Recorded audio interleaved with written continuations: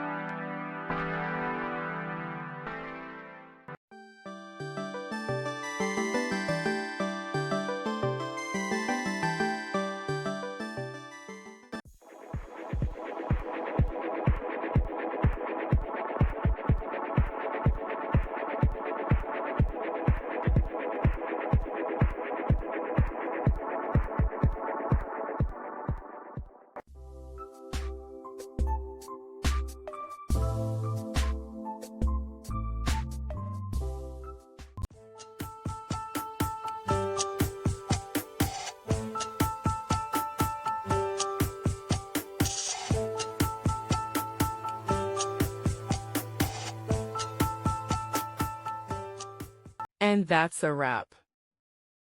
I hope you found the answer you were looking for. If you did, take a second to hit that subscribe button. It really helps out. And let me know in the comments which solution worked best for you. See you next time in the debug zone.